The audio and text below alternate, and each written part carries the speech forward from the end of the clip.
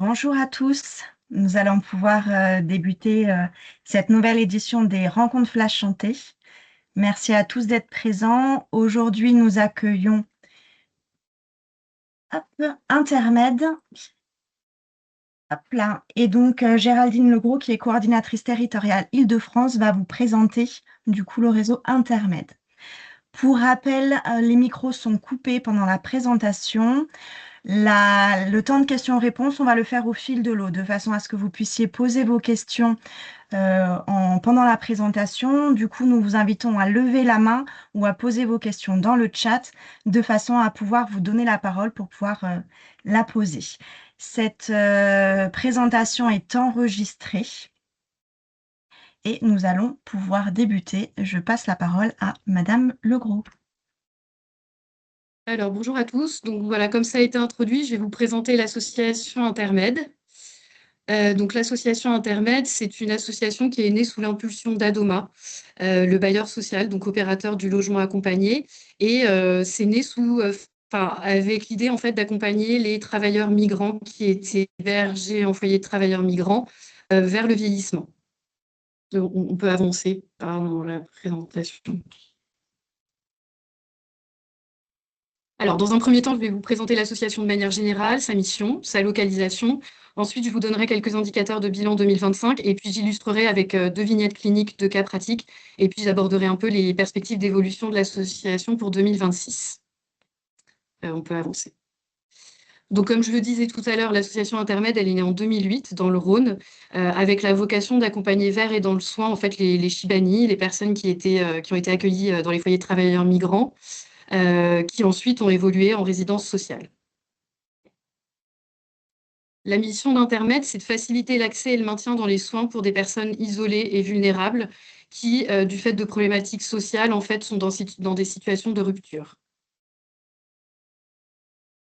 On a trois types de missions différentes, en fait. On a ce qu'on appelle la mission socle, où là, on va accompagner les résidents dans le logement accompagné, donc comme ce qu'on fait par exemple en Île-de-France dans les résidences sociales ou les foyers de travailleurs migrants.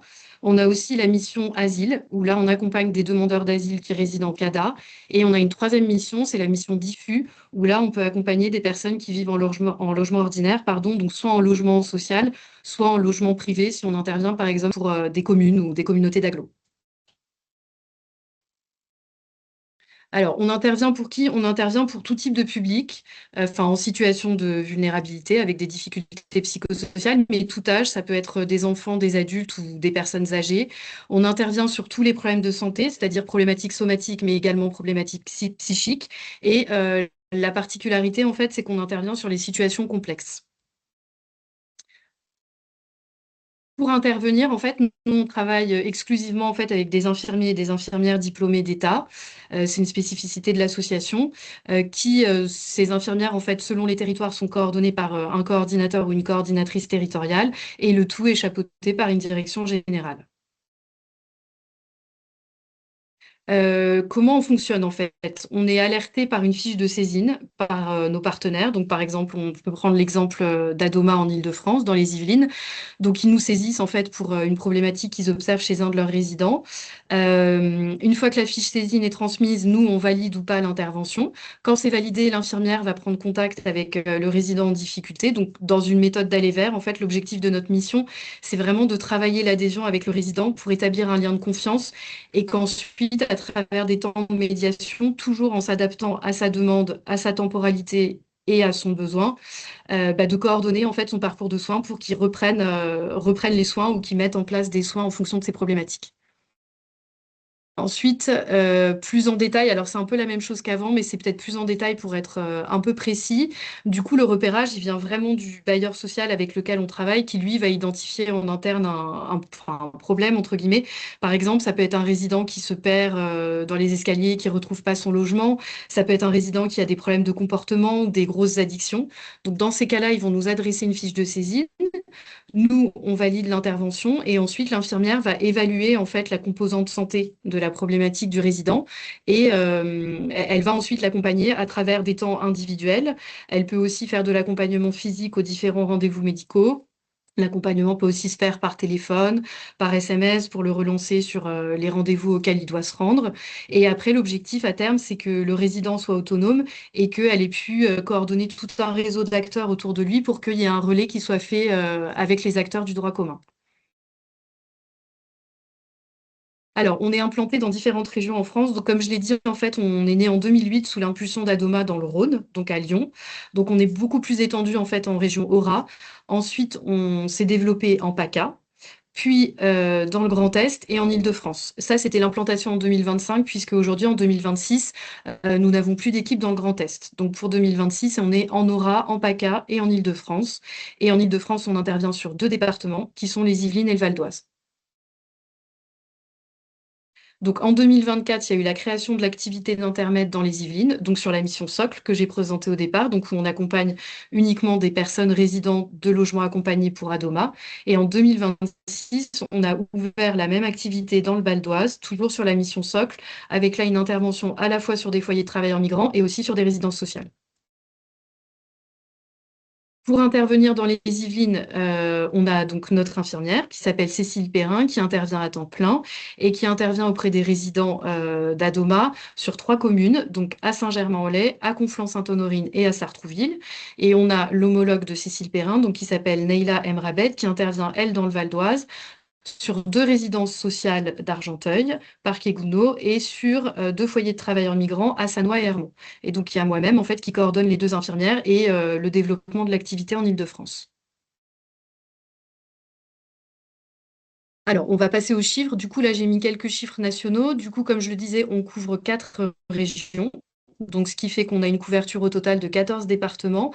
Et notre activité en 2025, elle a été soutenue par 39 financeurs qui nous ont permis d'accompagner 63% de personnes sur la mission Socle, 25% sur la mission Asile et 12% sur la mission Diffus. Au total, ça nous a permis d'accompagner 1960 bénéficiaires.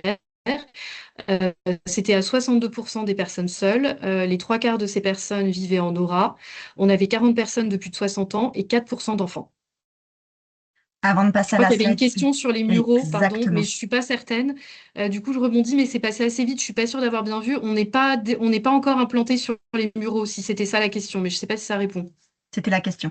C'était la question. Voilà. Peut-être à terme en 2020, en 2027, du coup, plutôt, mais pas encore en 2026. Alors, comme je le disais, en totalité, on a accompagné 1960 personnes à l'échelle globale de l'association en 2025. Et sur ce total de 1960 personnes, en 2025, on a accompagné 43 résidents dans les Yvelines, en Île-de-France, puisqu'en 2025, on n'était pas encore dans le Val d'Oise. Alors, au niveau de ces 43 personnes, il y a 31 hommes et 12 femmes. On a 86% de ces personnes qui vivent seules. Et dans la répartition des âges, on voit qu'on a un seul enfant, donc c'est pas majoritaire. On a une personne plus âgée que 80 ans. Et sinon, la grosse partie de l'activité d'accompagnement, elle va se faire auprès de bénéficiaires qui sont âgés de 30 à 70 ans. Euh, alors, quand on intervient, comme je le disais, sur la base d'une fiche de saisine qui nous a été adressée par le bailleur. Du coup, quand le bailleur nous saisit, en fait, il a déjà identifié une problématique. Donc, ce que je disais en titre d'exemple, par exemple, ça peut être une problématique d'addiction, une problématique de repli sur soi et d'isolement. Donc nous, on va prendre contact avec la personne et l'accompagner, et au fur et à mesure de l'accompagnement, l'infirmière va identifier d'autres problématiques. Donc nous, il y a ce qu'on appelle les problématiques saisines, celles pour lesquelles on a été saisi, et on a aussi les problématiques identifiées qui sont donc différentes et qui viennent en supplément des problématiques pour lesquelles on a été saisi. Donc sur les 43 personnes qu'on a accompagnées en 2025, on a pu travailler avec eux sur 156 problématiques. Donc ça veut dire qu'il peut bien y avoir plusieurs problématiques par personne. À 40%, on est intervenu sur des problématiques liées à la santé mentale, avec en priorité en fait troubles dépressifs, troubles anxio-dépressifs, des troubles du comportement en deuxième position et en troisième position des addictions. À peu près à même échelle, en fait, on intervient aussi au niveau des problématiques, nous, ce qu'on appelle des problématiques environnement ou sociales. Ça, c'est toutes les problématiques qui sont en lien avec, qui s'expriment dans un lien entre le bénéficiaire et son environnement. Donc, ça peut être un repli sur soi, un isolement, des situations d'incurie dans le logement ou des syndromes de Diogène et des troubles du voisinage. Donc, ça, c'est aussi 40% de notre intervention. Et un peu moins, on est intervenu à 21% sur des problématiques somatiques, avec en priorité des cas de refus ou de rupture de soins. En deuxième position, des problèmes cardiovasculaires, puis des problèmes ophtalmo et ORL, des accompagnements aussi pour des pathologies de cancer et aussi pour des problématiques gynécologiques. Quand l'infirmière intervient, elle cote ce qu'on appelle les actes de médiation et les actes de coordination. Donc, médiation, c'est tout ce qu'elle va faire avec, dans un rapport à deux avec le bénéficiaire et en lien avec le bénéficiaire. Et acte de coordination, c'est tout ce qu'elle fait avec les partenaires autour du bénéficiaire pour coordonner son parcours de soins. Donc, la majorité de l'intervention de l'infirmière, à 34%, c'est ce qui va être courrier, SMS et appel. Donc, le temps qu'elle va passer avec le bénéficiaire au téléphone, à le relancer par SMS ou à travailler avec lui sur des courriers.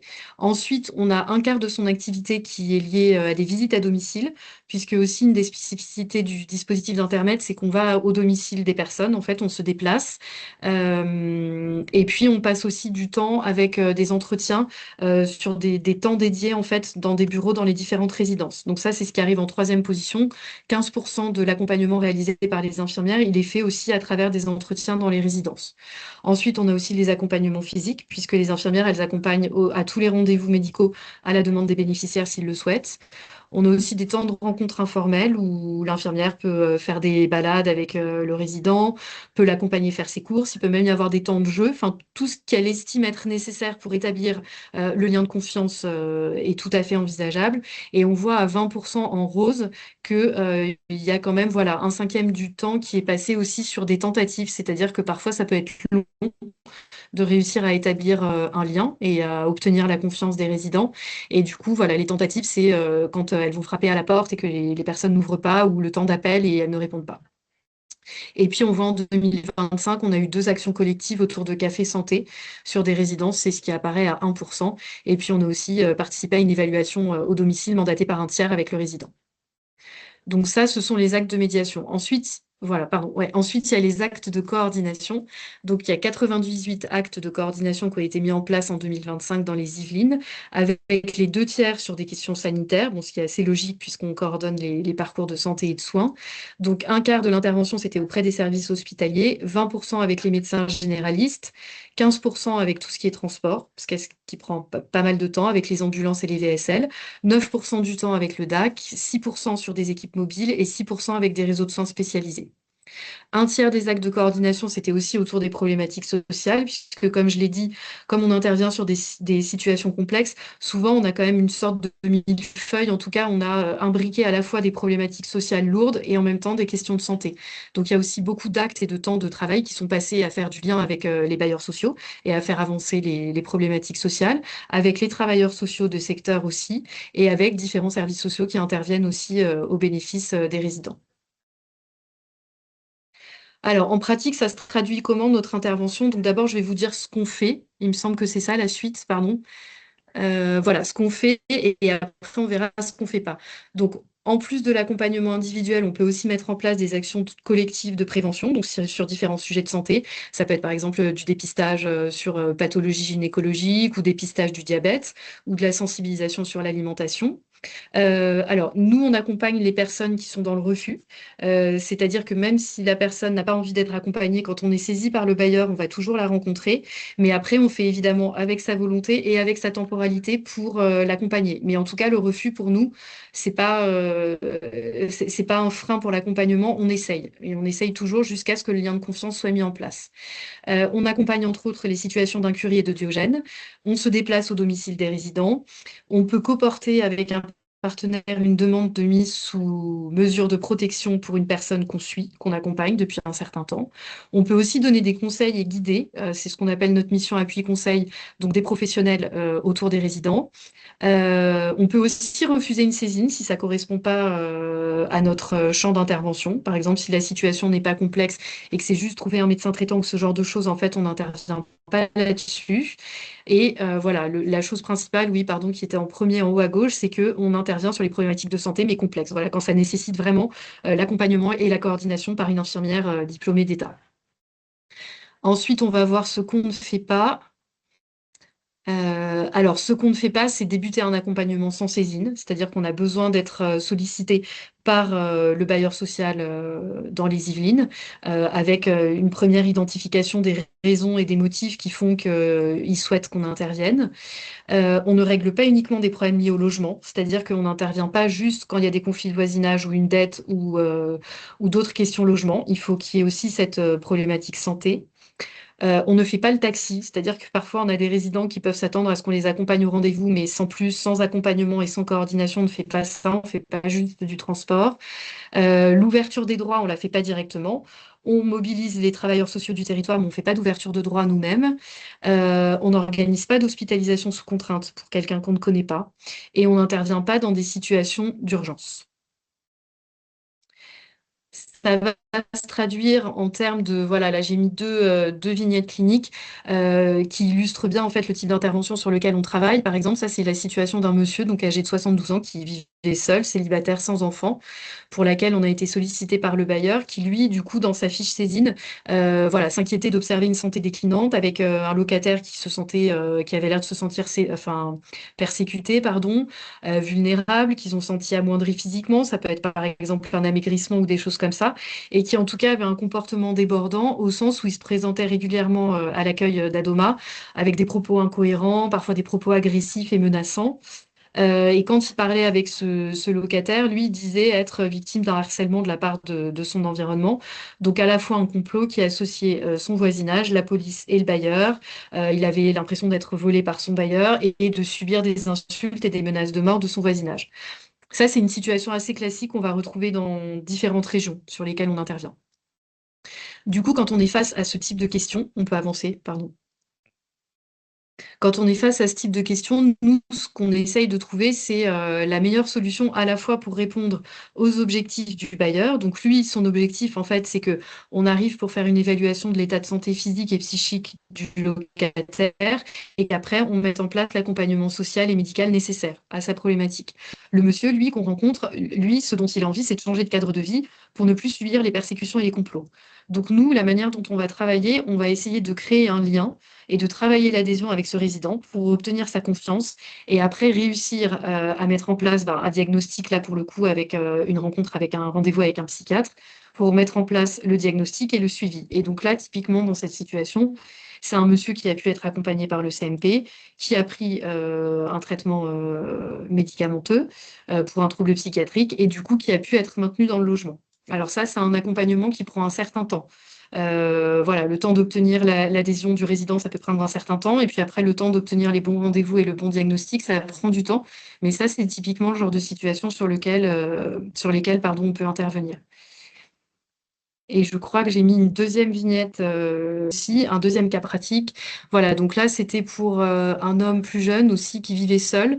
Donc là, on a été alerté par le bailleur pour une situation d'incurie. Ça, c'est aussi fréquent, qui a été découverte par une action de maintenance du bailleur, où ils ont leur personnel qui vont pour maintenir tous les équipements dans les logements et qui ont constaté que ce monsieur vivait dans un logement totalement incurique, voilà, et qu'il avait l'air de rencontrer des difficultés. Donc, ils nous ont sollicité. Et nous, on a pu mettre en place tout l'accompagnement nécessaire à la santé de cette personne, puisqu'on a pu constater en fait que c'était quelqu'un qui sortait pas, qui était replié sur lui et qui avait une problématique de santé mentale et d'addiction aux jeux vidéo. Donc, l'infirmière a pu coordonner et accompagner la reprise d'un parcours de soins avec l'hôpital psychiatrique, pardon.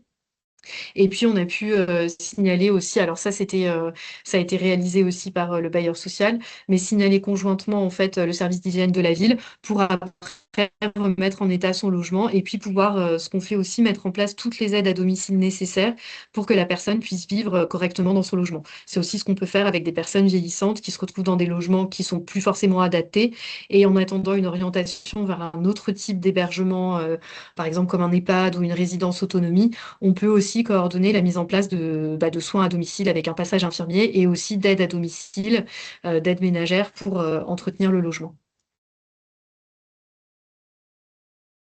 Alors en 2026, l'association, son périmètre d'intervention a un peu évolué puisque on était essentiellement sur de l'accompagnement individuel et quelques actions collectives, mais ça c'est quelque chose qu'on développe beaucoup depuis cette année, avec des thématiques de travail autour des addictions, de la santé féminine, du diabète et aussi de l'hygiène bucco-dentaire.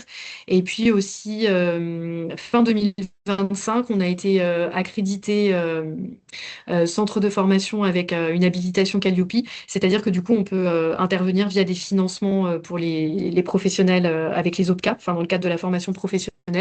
Et donc, on dispense 5 modules de formation sur le premier, donc la santé mentale, déconstruire les préjugés pour mieux accompagner. On en a un autre sur le refus et la non-demande, qui est la pratique de l'aller vers, qui est très importante pour nous, enfin qui est au cœur de l'intervention des infirmiers d'intermède. On a aussi un module de formation sur l'agressivité et la violence, comment on peut accompagner ce type de difficultés. Un module sur le syndrome de Diogène et l'incurie, pareil, comment on peut accompagner ce type de problématiques. Et un dernier module sur les troubles addictifs, et toujours sur le type d'accompagnement qu'il est possible de mettre en place. Il me semble que voilà, que j'ai fait le tour de la présentation que je voulais vous donner. Donc, si vous avez des questions, en tout cas, merci pour votre attention. Merci pour la présentation. Merci. Est-ce qu'il y a des questions? Je n'en vois pas dans le chat.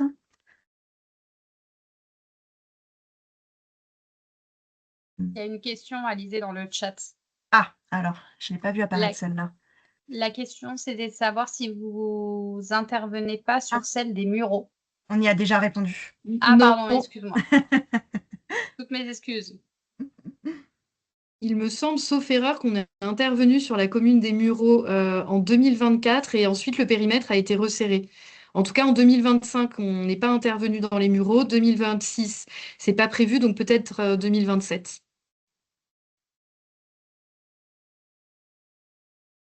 Je ne vois pas d'autres questions. En tout cas, merci beaucoup pour cette présentation très claire et très intéressante. Et donc, hop. Du coup, si vous n'avez pas de questions, on va clôturer cette rencontre Flash Santé. Et nous vous rappelons, comme d'habitude, du coup, la prochaine thématique du prochain Flash Santé qui aura lieu le 18 mai de 13h30 à 14h30, donc toujours aux mêmes horaires. Et nous accueillerons Baptiste Isabey pour la présentation de l'outil de coordination régionale Santé-Lien. Merci à tous. Merci beaucoup. Bonne fin de journée, bonne semaine. Au revoir. Merci, bon après-midi.